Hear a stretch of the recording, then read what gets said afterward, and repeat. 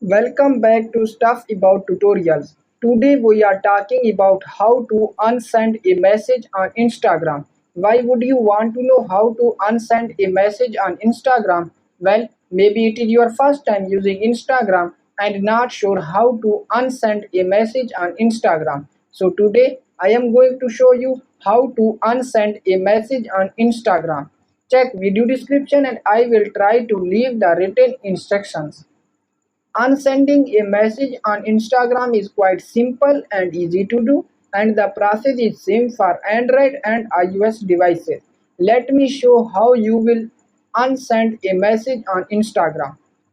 First of all, open Instagram app in your device, and now here is my Instagram home screen.